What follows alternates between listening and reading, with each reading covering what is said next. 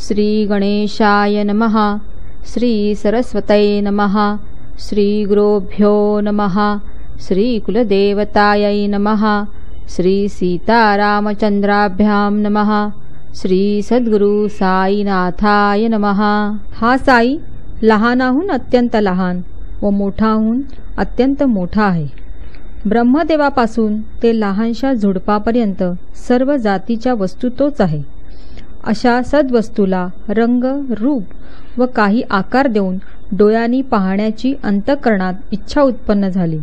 सूर्योपासक दिव्याची वात पेटवून सूर्याची भक्तिभावाने आरती करतात किंवा गणपतीचे भक्त गुलाचा गणपती करून त्याला गुलाचाच नैवेद्य दाखवतात. अथवा काही लोक महासागरातून ओंजळीने पाणी घेऊन त्यानेच त्याला अर्घ्य देतात. हे सर्व वरवर पाहता योग्य नव्हे, परंतु सूर्य व सागर हे अत्यंत उदार मनाचे असल्याने ते भक्तांचा भाव पाहतात. त्यांचे उचित किंवा अनुचित याकडे कुठले लक्ष? भक्ताचा गौरव करणे हाच त्यांचा हेतू असतो. समानशीले वसनेसु सख्यम हा जरी सामान्य नियम असला तरी देह आणि आत्मा यांचे एकत्र राहणे हा याला मोठा व न टाळता येण्यासारखा अपवाद आहे. स्वभावाने जरी एकमेकाहून हे अगदी वेगळे असले तरी त्या दोघांची मैत्री आश्चर्यकारक आहे. एकाच दुसऱ्याशिवाय करमत नाही, एक क्षणही ते वेगळे राहत नाही. हा देह नाशवंत आहे, तर आत्मा कुठल्याही स्थित्यंतर किंवा बदलाशिवायचा आणि कधीही नाश न पावणारा आहे. दोघांचे प्रेम अमर्याद आहे आणि त्यामुळेच संसार चक्रात पुन्हा पुन्हा फिरणे माणसाच्या वाट्यास येते. आत्मा ही मोठी शक्ती आहे, तिच्यापेक्षा अव्याकृत सूक्ष्म असते. तेच आकाश, प्रकृती किंवा अव्यक्त होय आणि त्यालाच माया असेही म्हणतात. या सर्वांपेक्षा पुरुष सूक्ष्म असतो, जेथे सर्व इंद्रियांना विश्रांती असते. सर्वांची अंतिम गती व शुद्ध ब्रह्म ते हेच. असा हा आत्मा स्वतः निर्विकारी स्फटिकासारखा अदूषित असून संसारामध्ये माया व कर्माने बांधलेला दिसतो. रंग जसा लाल, काळा किंवा पिवळा असेल तसा स्फटिकाचा रंग दिसतो, परंतु मुळात तो सर्व रंगाहून निराळा, स्थित्यंतराशिवायचा व निर्मळ असतो. दूर मैदानावर मृगजळ आहे असे वाटते. शिंपल्याच्या ठिकाणी चमकदार रूपे भासते आणि दोरीचे वेटोळे पाहून उगाच सर्पाचा खोटा भास होतो. दोरीवर सर्पाचा आरोप वस्तुतः जसा आधाराशिवाय चुकीचा आहे, तसाच मी देह आहे हा अभिमान मुळात मुक्त असलेल्या आत्म्याला खोटे बंधन आणतो. देह, इंद्रिये, मन व प्राण याहून आत्मा वेगळ्या गुणधर्माचा आहे. तो सत्ताच्या तेजाने प्रकाशणारा, शुद्ध चैतन्ययुक्त, विकार व आकार यांच्या शिवायचा आहे. जोवर देह, बुद्धी, मन व प्राण यांचा अभिमान आहे, तोवर कर्तृत्व व भोक्तृत्व असणारच आणि त्याची जाणीवही टाळता येणार नाही. वडाचे बीज किती सूक्ष्म, परंतु त्याच्या गर्भात संबंध वडाच्या वृक्षाची शक्ती साठवलेली असते आणि त्या वृक्षाच्या पोटात अगणित बीजे असतात आणि त्या बीजामध्ये कोट्यावधी वृक्ष असतात. अशा प्रकारे वडाच्या प्रत्येक बीजापोटी वडाचा एक एक वृक्ष असतो. याचा अनुभव सृष्टीच्या नाशापर्यंत होत असतो. या विश्वातही प्रत्यक्ष तसेच चालत असते. हे नीट लक्ष देऊन पहा. शाश्वतता, निर्भयता, मुक्तता, स्वतंत्रता व परमात्म्याची प्राप्ती यातच जीवनाचे साफल्य असते आणि आयुष्याचे अंतिम ध्येय असते. ज्ञानाशिवाय मोक्ष नाही, विरक्तीशिवाय ज्ञान प्राप्त होत नाही आणि जोपर्यंत मनाला संसार अनित्य वाटत नाही तोपर्यंत विरक्तीची कल्पना स्फुरत नाही. परंतु या संसाराच्या अनित्य वाटण्यामध्येच जगाचे अस्तित्व दृष्टोपत्तीस येते आणि हा वाटसरू मध्येच चकित होतो आणि त्याला कोठे जावे हे कळत नाही. असा हा विश्वाचा आभास आहे. शुद्ध ज्ञानस्वरूप परमात्म्याच्या ठिकाणी मायेचा खोटा विलास आहे. प्रपंचात उद्भवलेला स्वप्नाचा देखावा आहे. त्यासाठी उगाच त्रास का करून घ्यावा? स्वप्नातून जागे झाल्यावर स्वप्न नाहीसे होते, म्हणून जे स्वस्वरूपी स्थित आहे त्याला संसारातील कीर्ती, सत्ता व संपत्ती इत्यादी प्राप्त करण्याची आठवण नसते. सर्व आत्म्याचे ऐक्य आहे असे अनुभवाचे ज्ञान झाल्याशिवाय व आत्म्याचे खरे स्वरूप जाणल्याशिवाय शोकमोहाचे बंधन तुटण्याला दुसरा काही सावधतेचा मार्ग नसतो. ज्ञानमार्ग हा सर्वात श्रेष्ठ मार्ग आहे. असा जरी बाबा रात्रंदिवस उपदेश करीत असत तरी ते सर्वसाधारणतः भक्तिमार्गाचेच अवलंबन करण्यास सांगत असत. ज्ञानमार्गाचा महिमा सांगताना ते म्हणत की ज्ञानमार्ग रामफळासारखा असतो. भक्तिमार्ग म्हणजे सीताफळाचा आस्वाद घेणे होय. हे सहज साधण्यासारखे व चवीला गोड असते. ज्ञान म्हणजे छान पिकलेले रामफळ व भक्ती म्हणजे गोड सीताफळ. दोन्ही एकापेक्षा एक रसाने भरलेले व मधुर असतात. सुगंधही दोघांचा तसाच सारखाच असतो. रामफळाच्या आतील खाण्याचा पदार्थ फळ काढून तो खाली पिकवतो त्याला उगीर लागतो, परंतु जो धीर धरून त्या फळाला झाडावरच पिकू देतो त्याला तो गोड लागतो. रामफळाची गोडी सरस खरी, परंतु झाडावर देठाला ते पिकले तरच. जर ते जमिनीवर खाली पडले तर ते उगीर कडू होते. म्हणून झाडावरच जो पिकवला जाणेल त्यालाच त्याचा आस्वाद घेता येईल. सीताफळासाठी मात्र असले कष्ट लागत नसतात. त्याची गोडी थोडी कमी परंतु फार मोलाची असते. रामफळाला जशी जमिनीवर खाली पडण्याची भीती असते तशीच ज्ञानमार्ग अवलंबणारालाही निर्भयता नसते. त्याला अणिमा, महिमा वगैरे अष्टसिद्धींवर विजय मिळवावा लागतो आणि थोडीही हयगय करून चालत नाही. म्हणून दयेचे सागर श्री साई आपल्या शिष्यांना बहुतेक भक्ती व नामस्मरण याचेच विवरण करीत असत. श्रीमद भगवद्गीतेमध्ये भगवान श्रीकृष्णाने अर्जुनाला ज्ञानापेक्षा ध्यान श्रेष्ठ आहे असे सांगितले आहे.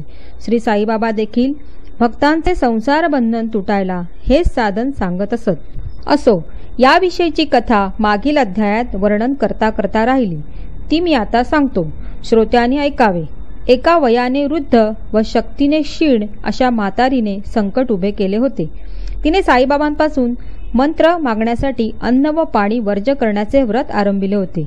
तिची अशी स्थिती पाहून माधवरावांना भीती पडली आणि ते बाबांजवळ मध्यस्थी करायला गेले. अशी ही पूर्वीच्या कथेची अनुसंगती आहे.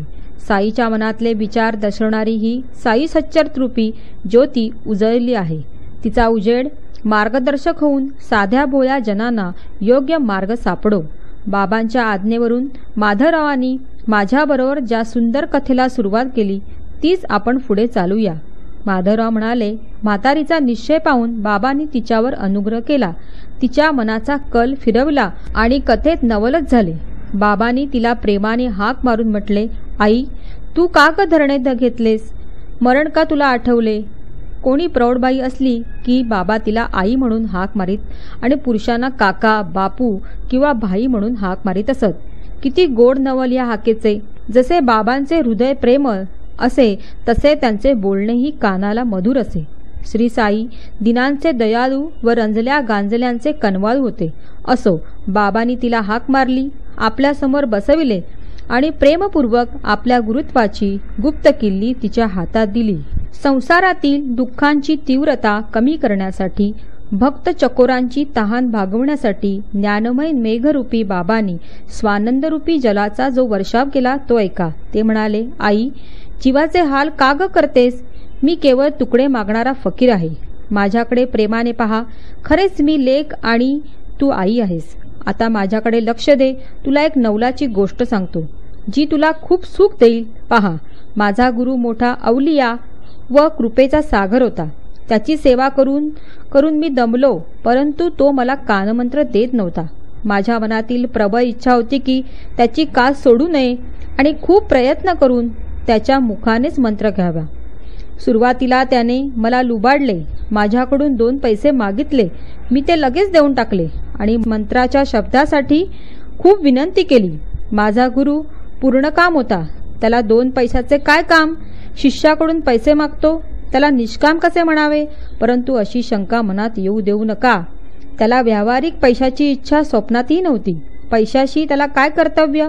निष्ठा व सबुरी हेच ते 2 पैसे होते, दुसरे नव्हते. मी ते लगेच देऊन टाकले आणि त्यामुळे गुरुमाऊली माझ्यावर प्रसन्न झाली. धैर्य म्हणजेच सबुरी, तिला कधीही दूर सारू नकोस. प्रसंग केव्हाही व कसाही जड पडला तरी हीच परपार नेईल. पुरुषांचे पौरुषत्व म्हणजे सबुरी. ती संताप व दीनता घालविते, युक्ती प्रयुक्तीने संकट निवारते आणि सर्व भीती बाजूला सारते. सबुरीच्या वाटेला यश देते आणि विपत्ती 12 दिशांना पळून जाते. येथे अविचाररूपी त्रासदायक गोष्ट कुणाला ठाऊक नसते. सबुरी ही सद्गुणांची खाण व सद्विचाररूपी राजाची राणी आहे. निष्ठा व सबुरी या सख्या बहिणी असून एकमेकींना जीव की प्राण असतात. सबुरीशिवाय मनुष्य प्राणाची स्थिती दीनवाणी होते. पंडित असो वा मोठा गुणवंत असो, हिच्याशिवाय त्याचे जीवन व्यर्थ असते. गुरु जरी स्वतः समर्थ असला तरी शिष्याकडून त्याला तीव्र बुद्धीची, सबळ श्रद्धेची व धैर्ययुक्त सबुरीची अपेक्षा असते. दगड व हिरा हे दोन्ही सहाणेवर घासले तर स्वच्छ होतात, परंतु दगड दगड राहतो आणि हिरा मात्र तेजाळ होतो. चमकण्यासाठी दोघांनाही एकच विधी होत केला, परंतु दगडाला हिऱ्याचे पाणी चढेल काय? हिऱ्याची तेजाळ हिरकणी बनेल आणि दगड आपल्या गुणासारखा गुळगुळीतच राहील. 12 वर्ष गुरुच्या पायाशी राहिलो आणि गुरुने लहानाचा मोठा केला. गुरुच्या पोटात अत्यंत प्रेम होते आणि मला अन्न वस्त्राचा तोटा नव्हता. माझा गुरु भक्तिप्रेमाचा केवळ पुतळा होता. त्याला शिष्याचा खरा जिव्हाळा होता. माझ्या गुरुसारखा गुरु विरलाच. त्याच्या सहवासाच्या सुख सोहळ्याचे वर्णनच करता येत नाही. त्या प्रेमाचे काय वर्णन करावे? त्याचे मुख पाहता माझे डोळे ध्यानस्थ होत असत. आम्ही दोघेही अति आनंदित असायचो आणि मला दुसरे काही पाहणेच नसायचे. मी रात्रंदिवस प्रेमाने गुरुमुखाचे अवलोकन करीत असे. मला ना भूक ना तहान आणि गुरुशिवाय माझे मन अस्वस्थ होत असे. त्याच्याशिवाय दुसरे ध्यान मला नव्हते. त्याच्याशिवाय दुसरे माझे लक्ष नव्हते. गुरु हेच एक माझे अनुसंधान होते. खरेच गुरुचे कौशल्य अजबच असते. माझ्या गुरुची हीच अपेक्षा होती. याशिवाय त्याची दुसरी काही इच्छा नव्हती. त्याने माझी कधी उपेक्षा केली नाही आणि माझे संकटापासून सदा रक्षण केले. कधी मी गुरुच्या पायापाशी होतो तर कधी समुद्राच्या पैलतीरी होतो, परंतु त्याच्या सहवास सुखाला अंतरलो नव्हतो. तो मला कृपायुक्त दृष्टीने सांभाळत होता. कासवी जशी आपल्या पिल्लांना स्वतःच्या दृष्टीचे खाणे खाऊ घालते, तशीच माझ्या गुरुची तरा होती. दृष्टीनेच तो लेकरांना सांभाळत असे. आई, या मशिदीत बसून मी जे सांगतो ते खरे मान. गुरुने माझेच कान नाही फुंकले तर तुझे मी कसे फुंकू? कासवीच्या प्रेमदृष्टीने तिच्या पोरांना सुख संतोष लाभतो. आई, उगाच कशाला दुःखी होतेस? मला उपदेश गोष्टी ठाऊक नाही. कासवी नदीच्या एका किनारी व तिची पोरे पलीकडच्या वाळवंटावर असताना दृष्टादृष्टीने त्यांचे पालन पोषण होते. म्हणून म्हणतो, मंत्राच्या व्यर्थ खटपटी कशासाठी पाहिजेत? तर आता तू जा व अन्न खा. जीव धोक्यात घालू नकोस. माझ्याकडे फक्त लक्ष दे, म्हणजे परमार्थ हातात येईल. तू माझ्याकडे अनन्यपणे पहा आणि मीही तुझ्याकडे तसाच पाहीन. याशिवाय दुसरे काही माझ्या गुरुने मला शिकवलेच नाही. साधन संपत्तीची गरज नाही. 6 शास्त्रांच्या निपुणतेची जरूर नाही. फक्त एक पुरता विश्वास असावा की गुरुच करता व हरता आहे. म्हणूनच गुरुचे महत्त्व फार मोठे आहे. गुरु साक्षात ब्रह्मा, विष्णू व महेश्वर आहे.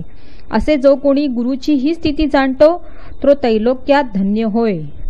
अशा प्रकारे त्या म्हातारीला बाबांनी बोध केल्यावर ती गोष्ट तिच्या मनात ठसली आणि तिने बाबांच्या चरणावर मस्तक ठेवून आपले व्रत थांबविले. ही कथा ऐकून मुलापासूनच तिची समर्पकता जाणून आणि तिची सार्थकता पाहून माझ्या मनाला आनंदपूर्वक आश्चर्य वाटले. बाबांची ही लीला पाहून परमानंदाने माझा कंठ दाटला. प्रेमाचा उमाळा येऊन गहीवर आला आणि हा उत्तम उपदेश मनात ठसला. माझा कंठ दाटलेला पाहून माधवराव मला म्हणाले, का हो अण्णासाहेब, का गहिवरलात आणि स्वस्त कशासाठी बसलात? बाबांच्या तर कथा अगणित आहेत. किती म्हणून सांगू आता तुम्हाला? माधवराव असे बोलत असताना मशिदीतील वाजत असलेली घंटा ऐकली. रोज दुपारी जेवणाआधी भक्त मशिदीत जाऊन बसत असत आणि गंध, अक्षदा, अर्ध्यपाद्य इत्यादी विधीसह बाबांची पूजा करीत असत. त्यानंतर बाबूसाहेब जोग पंचारती घेऊन बाबांना भक्तियुक्त प्रेमाने ओवाळीत असत आणि भक्त लोक आरत्या म्हणत असत. त्या आरतीची उत्तम निदर्शक अशी ही घंटा घणघण वाजू लागली आणि आम्ही मनाची इच्छा तृप्त झाल्याने मशिदीची वाट धरली. दुपारची ही आरती पुरुष व स्त्रिया एकत्र येऊन करीत असत. स्त्रिया वर मशिदीत आणि पुरुष खाली मंडपात असत. मंगलवाद्यांच्या गजरात, तासांच्या झणकारात अत्यंत हर्षभराने व उच्च स्वराने ते सर्व आरत्या म्हणत असत. आम्ही मंडपाच्या दारात पोहोचलो तेव्हा आरती जोरजोरात चालली होती. मशिदीची पायरी पुरुष मंडळींनी वेढलेली होती आणि वर जाण्याला किंचितही जागा नव्हती. माझ्या मनात होते की आरती संपेपर्यंत खालीच असावे आणि आरती संपल्यावर इतर मंडळींबरोबर वर बाबांजवळ जावे. माझ्या मनात असे मी आणले खरे, परंतु माधवराव स्वतः पायरी चढले, हाताने धरून मलाही ओढले आणि बाबांजवळ घेऊन गेले. बाबा आपल्या जागी बसून स्वस्थपणे चिलीम पीत होते आणि समोर जोग डाव्या हाताने घंटा वाजवीत पंचारतीने त्यांना ओवाळत होते. अशा या आरतीच्या ऐन रंगात माधवराव बाबांच्या समोर उजव्या बाजूस स्वतः बसले आणि मलाही बसविले. मग शांतमूर्ती संतांचे मुकुटमणी बाबा मंजू शब्दात मला म्हणाले, शामरावांनी काय दक्षिणा दिली ती मला दे. मी म्हणालो, बाबा हे शामराव येथेच आहेत. त्यांनी दक्षिणेऐवजी नमस्कार दिले आणि मला म्हणाले की हेच माझे 15 रुपये बाबांना द्या. त्यावर बाबा म्हणाले, बरे ते असू दे, काही गोष्टी केल्या का? दोघे काही बोललात का? काय काय गोष्टी केल्या त्या आता मला सर्व सांग. नमस्काराची गोष्ट जाऊ दे, त्याच्याशी काय काय गोष्टी केल्या त्या समग्र आता मला ऐकव. गोष्ट सांगण्याची मला उत्कंठा होती आणि पोटात परमानंद मावत नव्हता. एवढा मोठा आरतीचा गजर होता तरी तो परमानंद ओठातून बाहेर पडला.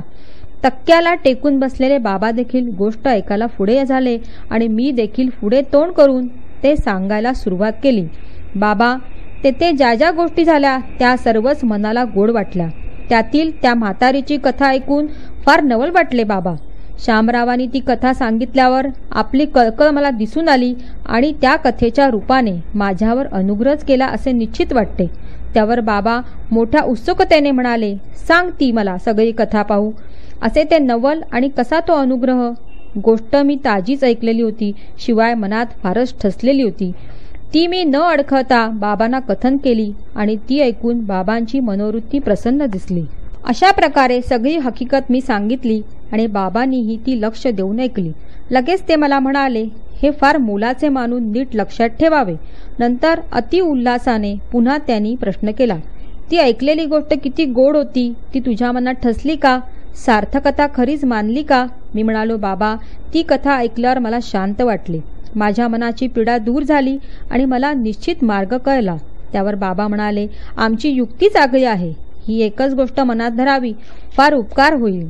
आत्म्याचे नीट अनुभवजन्य ज्ञान प्राप्त करणे आणि त्यासाठी त्याचे ध्यान करणे हेच आत्म्याचे अनुष्ठान होय आणि त्यामुळेच वृत्तीचे समाधान होते. सर्व इच्छांपासून मुक्त होऊन सर्व प्राणांमध्ये वास करणारा परमेश्वर मनात आणावा म्हणजे व्यवस्थित ध्यान होईल आणि जे प्राप्त करायचं आहे ते प्राप्त होईल. केवळ मूर्तिमंत जे ज्ञान, चैतन्य अथवा अत्यंत आनंद तेच माझे स्वरूप जाण आणि त्याचे नित्य ध्यान करीत जा. हे साधले नाही तर माझे सगुण साकार रूप लक्षात आणून नखापासून शेंडीपर्यंत मला रात्रंदिवस मनात आण. असे माझे ध्यान करता करता वृत्ती एकाग्र होईल आणि ध्याता ध्यान व ध्येय यांचे भान नष्ट होऊन जाईल.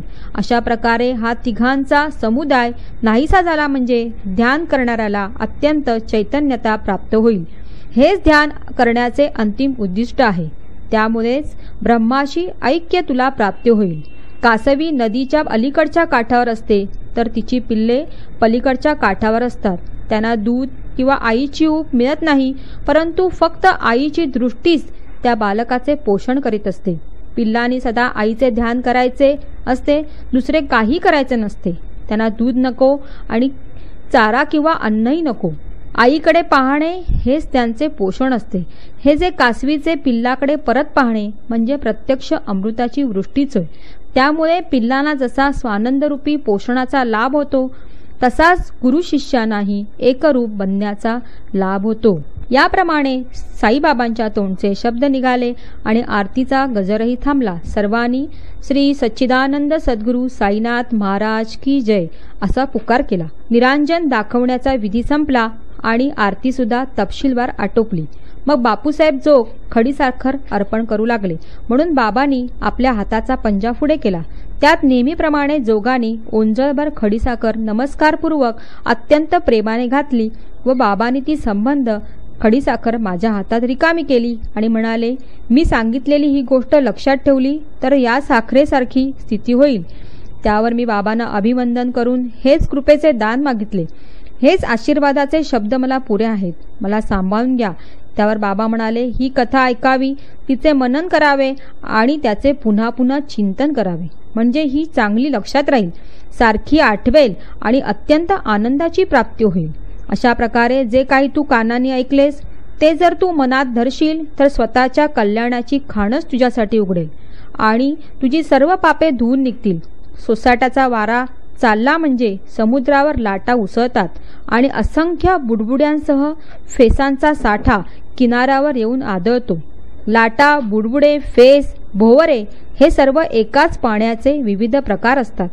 सर्व दृष्टीचा भ्रमाचा पसारा असतो. वारा शांत झाला की ते विरून जातात. हा काय प्रकार झाला असावा? हे सर्व नाश पावले म्हणावे का? तर हा सर्व मायेचा खेळ जाणून झाले गेले सारखेच आहे असे समजावे. सृष्टीचीही अशीच घडामोड असते. म्हणून विवेकसंपन्न माणसाला त्याचे कौतुक नसते. ते नाशवंत वस्तूची आसक्ती ठेवून नसतात आणि शाश्वत वस्तूंची जोड साधून घेत असतात. ज्ञानापेक्षा ध्यानाचे महत्त्व जास्त आहे, परंतु त्यासाठी यथार्थ ज्ञान असावे लागते. सद्वस्तूंचा सर्वतोपरी समज किंवा बोध झाल्याशिवाय त्याचे नीट ध्यान साधत नसते. आत्म्याचे चांगले अनुभवजन्य ज्ञान हे ज्ञानाचे मूळ होय. यालाच अंतर्यामी आत्म्याचे अनुष्ठान म्हणतात. परंतु जो विशेष मुद्दे किंवा गोष्टी शिवायचा आहे त्याला ध्यानात कसा आणता येईल? तो तर फसवू जातो. तर अंतर्यामी आत्मा हाच ईश्वर होय आणि जो ईश्वर तोच गुरु होय. तिघांमध्ये भेद मुळीच नसतो. पुन्हा पुन्हा चिंतन चांगले पक्के झाले आणि ध्याता व ध्यान एकमेकात मिसळून गेले म्हणजे दिवा जसा अजिबात वारा वाहत नसताना स्थिर असतो त्याप्रमाणे चित्ताला शांतता येते आणि तिला समाधी म्हणतात. सर्व इच्छा आकांक्षांपासून अगदी मुक्त होऊन तो सर्व प्राण्यांचा अंतर्यामी आहे असे जाणून आपल्याशिवाय जगात दुसरे काहीच नाही हे समजून कसलीही व कोणाचीही भीती नसलेली स्थिती प्राप्त झाली की तो ध्यानात येतो. मग अविद्येमुळे उत्पन्न झालेल्या कर्माच्या बंधनाचे संबंध तटातट तुटतात, विधिनिषेधाचे निर्बंध सुटतात आणि मुक्तीचा आनंद लुटायला मिळतो. आधी आत्मा आहे की नाही, तो एकच आहे की ठिकठिकाणी निरनिराळा आहे आणि तो कर्म करणारा आहे की तो कर्म करीतच नाही हे पाहण्यासाठी 6ही शास्त्रे धुंडाळावीत. सर्व प्राण्यांमधील आत्मे एकच आहेत याचा प्रत्यक्ष अनुभव घेणे हीच ज्ञानाची पराकाष्ठा आहे. मोक्षाची व परमानंदाची उत्पत्ती खरी तेथूनच आहे. आंधळ्या माणसाकरता हत्तीचे वर्णन करण्यासाठी बृहस्पतीसारखा वक्ता आणला तरी त्याच्या वक्तृत्वाने हत्तीचे स्वरूप ध्यानात येत नसते. वाणीला अगम्य अशा वस्तूंचे वर्णन करता येत नसते. वक्त्याचे तोंड आणि श्रोत्यांचे कान काय गेलेले डोळे परत आणतील? हत्तीचे खरेखुरे स्वरूप पाहण्यासाठी केवळ डोळे हेच उपयोगी पडणारे असतात. डोळे नसताना आंधळ्याच्या अनुभवाला हत्ती कसा येईल? तसेच गुरु जेव्हा दिव्य नेत्र देईल तेव्हाच ज्ञानाचा ठेवा हाती येईल. साईबाबा स्वतः संपूर्ण अनुभव ज्ञानाचा साठा आहे. त्यांच्या स्वरूपाचे यथास्थित ज्ञान करून घेणे हेच त्यांच्या ध्यानाचे अनुष्ठान व दर्शन आहे. अविद्या, काम व कर्म यांच्या बंधनापासून संपूर्णपणे मोकळे होण्यासाठी दुसरे काही साधन नाही हे लक्षात ठेवा. साई नाही तुमचा किंवा आमचा, तो तर खरोखर सर्व प्राण्यात वास करणारा आहे. सूर्य जसा सगळ्या जगाचा आहे तसाच हा सर्वांचा आहे. आता त्याचे सर्वसाधारण व अमूल्य बोल ऐका. वेळोवेळी म्हटलेले ते बोल लक्षात ठेवले तर तुमचे हित सदा सर्वदा सफल होईल. पूर्वजन्मीचे ऋणानुबंध असल्याशिवाय कोणीही कोठेही जात नाही. म्हणून माणसांनाच काय पशुपक्ष्यांनाही हडहड करू नकोस. आल्या गेल्याचा आदर कर. तहानलेला पाणी, भुकेलेला भाकरी, उघडे अंग असलेला वस्त्र आणि ठाव ठिकाणार नसणाऱ्याला बसण्यासाठी ओटा दिला तर श्रीहरीला संतोष होईल. तुझ्या मनात एखाद्याला पैसा कसा द्यावा अशी शंका वाटत असेल तर तो देऊ नकोस, परंतु त्याच्या अंगावर कुत्र्यासारखा ओरडू नकोस. कोणीही तुला 100 बोल बोलू दे, तू त्याला उलट कटू उत्तर देऊ नकोस. सदा सहिष्णुता धरली तर अमर्याद सुख लाभेल. दुनिया इकडची तिकडे झाली तरी आपण मागे पुढे होऊ नये. आपल्या जागी अगदी स्वस्थ राहून दुनियेतले कौतुक तेवढे पाहावे. तुमच्या आमच्यामधील भिंत पाडून टाका, म्हणजे जाण्या येण्याचा प्रशस्त मार्ग अगदी निर्धास्त होईल. मी तूपणाची भेदवृत्ती हीच ती गुरु शिष्यांमधील भिंत. ती निश्चितपणे पाडून टाकली नाही तर त्यांच्यामध्ये ऐक्यस्थिती प्राप्त होणे कठीण. अल्ला मालिक, अल्ला मालिक, त्याच्याशिवाय आपला कोणी संरक्षण करता नाही. त्याची करणी अलौकिक, अमौलिक आणि न कळणारी आहे. तो जे करील तेच होईल. त्याचा मार्ग तोच दाखवील. एकही क्षण न लागता वेळ येईल आणि आपल्या मनाची इच्छा पुरी होईल. ऋणानुबंधाच्या गाठी आहेत म्हणून तुमच्या आमच्या भेटी दैववशात झाल्या आहेत. तरी पोटात एकमेकांबद्दल प्रेम धरूया आणि सुख संतोषाचा अनुभव घेऊया. येथे कोण अमर आहे, कृतार्थ त्याला म्हणावा, त्याला परमार्थ लाभला आहे. नाहीतरी जोपर्यंत श्वासोश्वास चालतो तोपर्यंत जीव मात्र जिवंत राहत असतात. हे कृपावचन कानी पडले आणि माझे आतुर मन सुखावले. तहानलेल्या मला जणू काय पाणी लाभले आणि मी आनंदयुक्त झालो. जवळ अप्रतिम बुद्धी असेल व कधी न ढळणारी गाढ श्रद्धा असेल तरी साईसारख्या गुरुचे बळ लाभायला प्रबळ भाग्याचीच आवश्यकता असावी लागते. यातील सार पाहू जाता श्रीकृष्ण भगवान गीतेत जे बोलले तेच अगदी खरे आहे. म्हणजे सर्व भार कर्मावरच आहे. जसे कर्म केले असेल, जसे ज्ञान जोडले असेल आणि जसा अभ्यास केला असेल त्या प्रमाणात हीच साधले जाते. हेच या अध्यायातील तात्पर्य आहे आणि हेच येथील बोधामृत आहे. जे अनन्य भावाने माझे चिंतन करतात त्या नित्य योगमुक्त पुरुषांचा प्रपंच निर्वाह गोविंद पूर्णपणे चालवितो. हेच भगवद्गीतेचे वर्म येथेही लागू पडते. हा गोड उपदेश ऐकून माझ्या डोळ्यासमोर स्मृतीचे हे वचन उभे राहिले.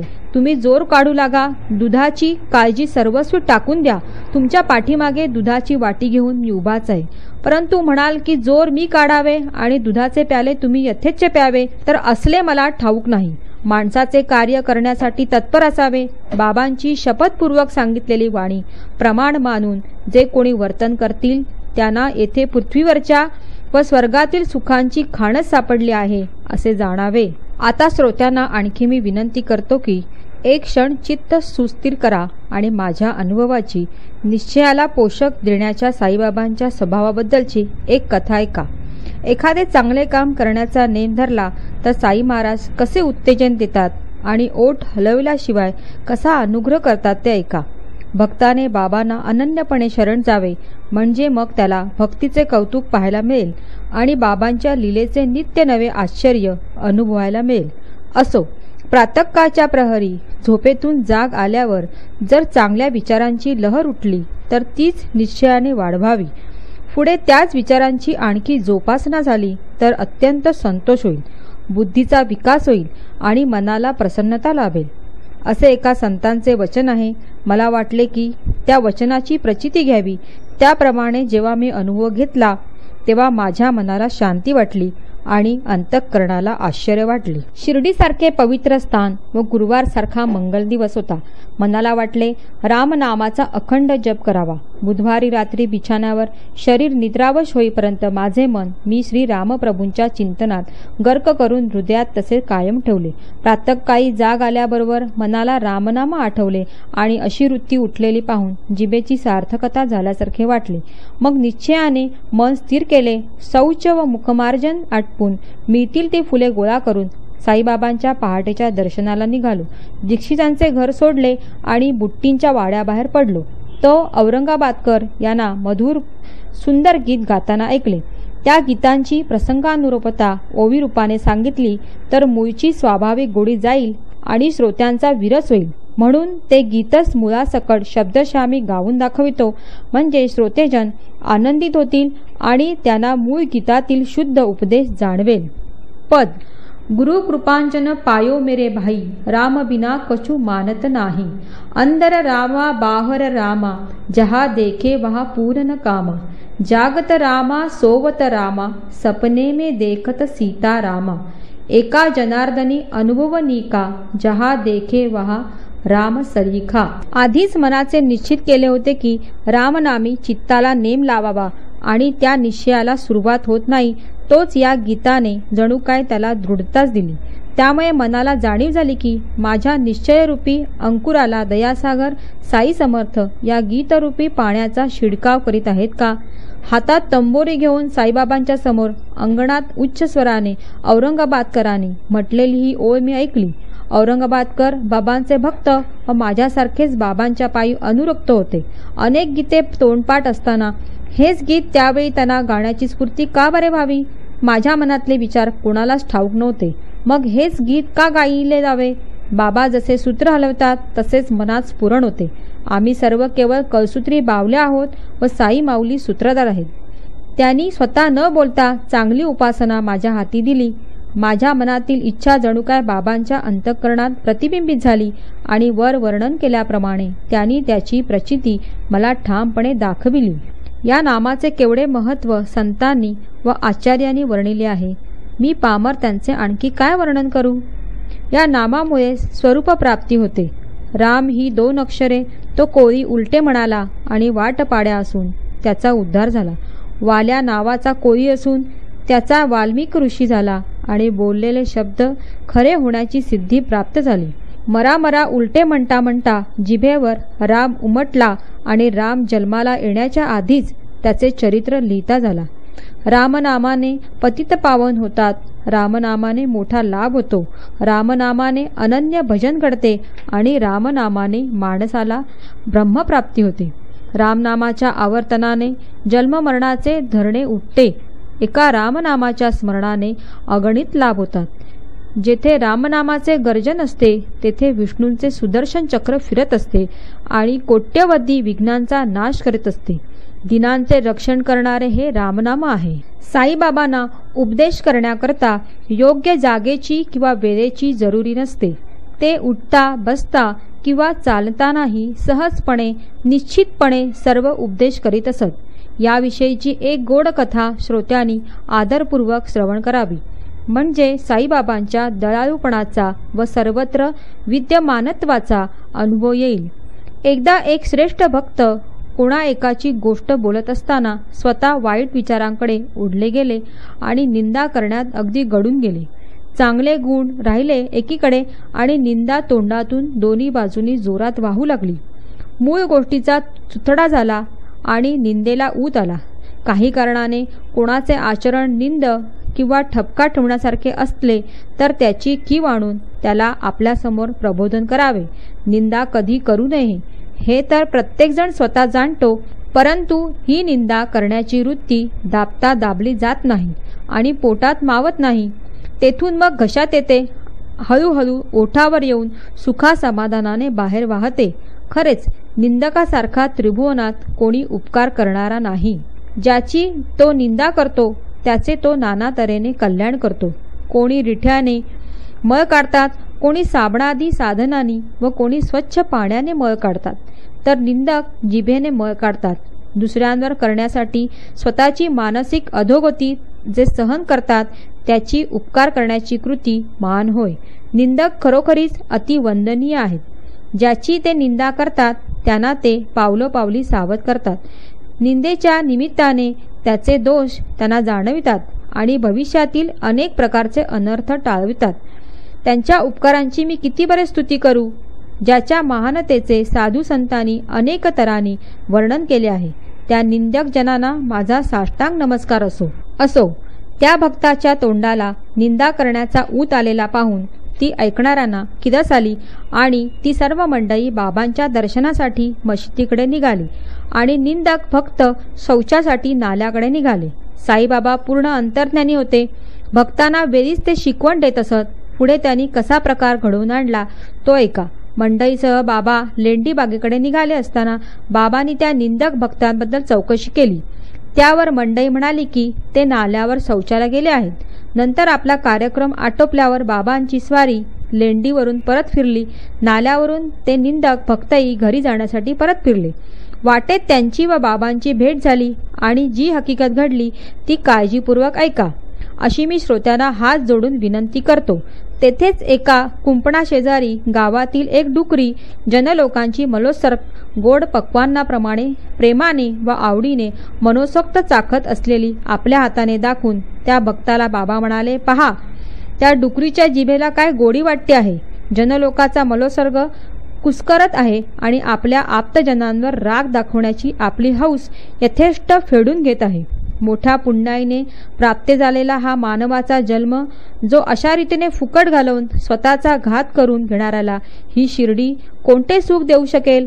बाबा असे बोलत गेले आणि ते बोल त्या निंदक भक्ताच्या अंतःकरणात जोराने शिरून फार टोचले. त्यांना सकाळी घडलेली गोष्ट आठवली आणि मग बाबांचे बोल मनात फार झोंबले. असो, बाबा तर वेळ प्रसंग पाहून भक्तांना अनेक तऱ्हांनी उपदेश करीत असत. त्यातील सार हृदयात साठवून ठेवले तर परमार्थ कधी दूर राहील का? असेल माझा हरी तर देईल खाटल्यावरी, या म्हणीचा खरेपणा खोटा नव्हे, परंतु तो अन्न व वस्त्र एवढ्याच पुरता लागू आहे. त्याला जो परमार्थासाठी लावू पाहिल त्याचा परमार्थ सर्व तऱ्हेने लुबाडला जाईल.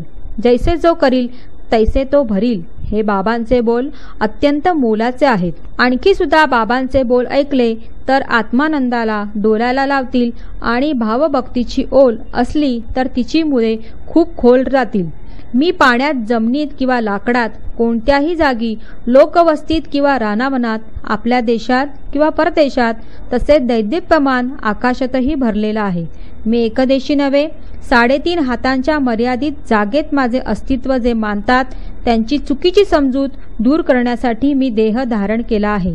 जे भक्त मनात कोणतीही इच्छा न धरता एकनिष्ठपणे केवळ माझे एकट्याचेच रात्रंदिवस भजन करतात त्यांना मी तूपणाच्या दुजाभावाशिवायचे प्रत्यक्ष मी पण प्राप्त होते. गुळ गोडीशिवाय वेगळा राहू शकेल, समुद्र लाटांशिवाय वेगळा राहू शकेल किंवा डोळा तेजाला सोडून राहील, परंतु माझा भोळा भक्त माझ्याशिवाय वेगळा राहणार नाही.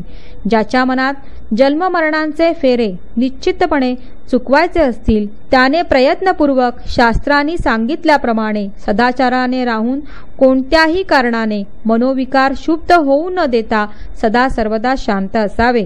त्याने कोणाच्याही मनाला झोंबतील किंवा टोचतील असे शब्द बोलू नयेत.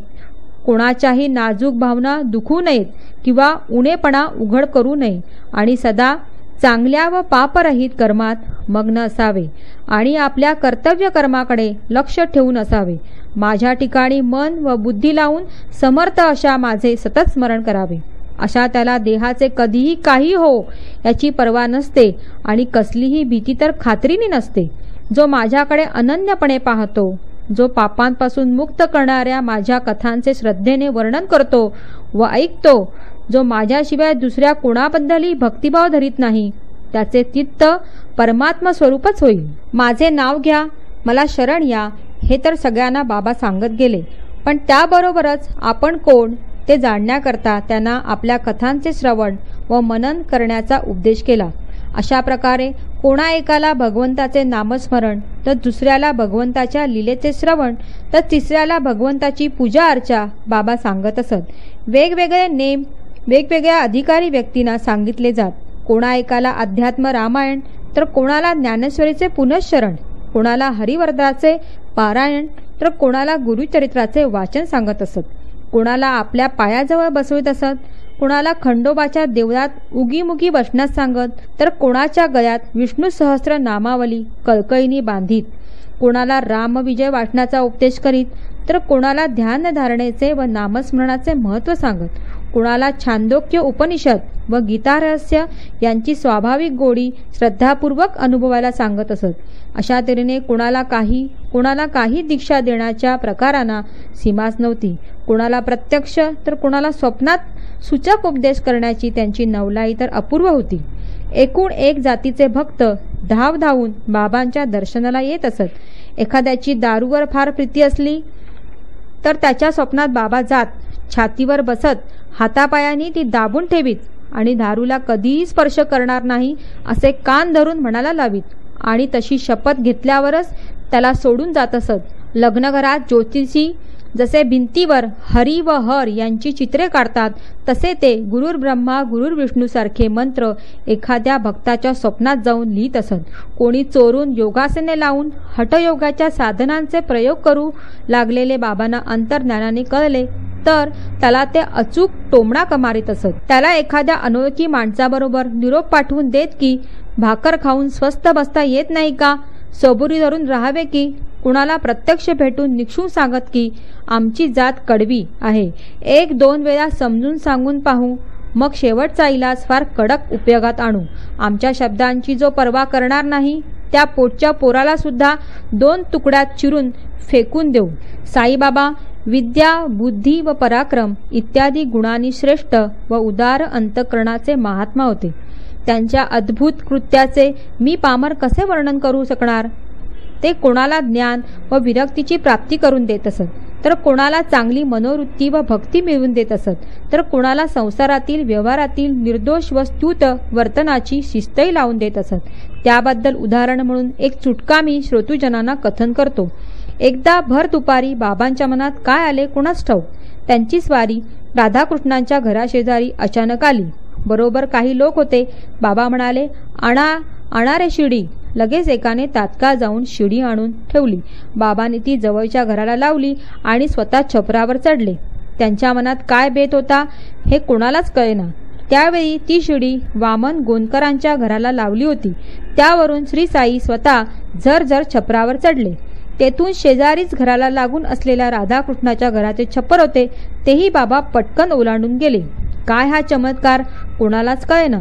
त्यावेळी राधाकृष्णबाईंना मोठा जोराचा हिवताप झालेला होता आणि त्या अत्यंत अस्वस्थ होत्या. त्या काही बाबा स्वतः देखील फार अशक्त होते. दोघे 2 बाजूंना धरू लागत, तेव्हा ते चालू शकत असत. पण एवढी शक्ती त्यांना कोठून आली असो. लगेच दुसऱ्या बाजूंची छपराची उतरण ओलांडून ते छपराच्या कडेला आले. तेथे सुद्धा 30 शिडी लावविली आणि खाली उतरून आले. जमिनीवर पाय लागताच त्या शिडीवाल्याला उशीर न करता तात्काळ आठवण ठेवून 2 रुपये काढून दिले. 2 ठिकाणी फक्त शिडी लावली, हेच काय ते मेहनतीचे काम. परंतु त्याची भरपाई बाबांनी एवढ्या मोठ्या तऱ्हेने फेडावी का. जमलेल्या लोकांमध्ये सहज कुतूहल उत्पन्न झाले की बाबांनी निसणवाल्याला इतका पैसा कसा काय दिला. कोणीतरी बाबांना विचारा असे म्हणू लागले. तेव्हा एकाने धीर करून बाबांना विचारले, तर बाबांनी उत्तर दिले, कोणाच्याही श्रमाचा थोडाही भार फुकट घेऊ नये. कोणाकडून काम करवून घ्यावे, परंतु त्याबरोबर त्याच्या श्रमाचा विचार मनात राहू द्यावा. आपल्या जीवाला असा नेम लावावा की कोणाचेही फुकटचे परिश्रम घेऊ नयेत. बाबा असे का करीत असत. त्याचे खरे वर्म कोणाला समजणार. त्यांचे त्यांनाच ठाऊक. संतांच्या मनातले अत्यंत गूढ असते. बाबांच्या तोंडचे शब्द हेच आम्हाला सर्वस्वी आधार आहेत. त्याप्रमाणे वागण्याचा निश्चय ठेवला तर संसारातील व्यवहार सुरळीत चालेल. असो, पुढील अध्यायाची गोडी या अध्यायापेक्षा जास्त चांगली असेल. एका मोलकर्णीची भाबडी पोर वेदांताच्या गूढ प्रश्नाचा उलगडा करून देईल. दासगणू हे प्रासादिक हरिदास यांनी सामान्य जनांवर उपकार करण्यासाठी संस्कृत भाषेतील ईशावास्य नावाचा उपनिषदांचे मराठी भाषांतर करण्याचा निश्चय केला. साई कृपेने ग्रंथ लिहिला, परंतु काही गूढ अर्थ राहिला आणि मनात संशय पडला. परंतु बाबांनी तो कसा फेडावा. शिर्डीत बसून दासगणूंना ते म्हणाले की तू पार्ल्याला जाशील तेव्हा काकासाहेब दीक्षितांची मोलकर्णी तुझ्या शंकेचे समाधान करेल. असो, त्या अध्यायात ईशावास्य उपनिषद रूपी कमलाच्या सभोवार वाणीची देवता सरस्वती रूपी भ्रमरी गुणगुणत गिरट्या घालीत त्या कमलाचा वास सेवन करण्याचे कलाकौशल्य चाणाक्ष श्रोत्यांनी उपयोगात आणावे. असो, पुढील अध्यायात हेच सांगितले जाईल. करता करविता दयासागर श्री साई आहे. श्रोत्यांनी सवडीप्रमाणे श्रवण करावे म्हणजे कल्याण होईल. हेमाडपंत साईबाबांना शरण आले आहेत. तसेच सर्व प्राण्यांमध्ये वास करीत असलेल्या परमेश्वराच्या ठिकाणी लीन झालेले आहेत. श्रोत्यांनी मला नीट लक्ष देण्याचे दान द्यावे. हे साईच्या कथांचे निरूपण गोड आहे. सर्वांचे कल्याण असो. अशा प्रकारे संत व सज्जन यांनी प्रेरणा केलेल्या भक्त हेमाडपंत यांनी रचलेल्या श्री साई समर्थ यांच्या सत्यचरित्राचा मत अनुग्रह भाग 2 नावाचा 19वा अध्याय समाप्त झाला. श्री सद्गुरू साईनाथांना अर्पण असो. सर्वत्र मंगल असो. हा अध्याय सौ साधना नारायण पालव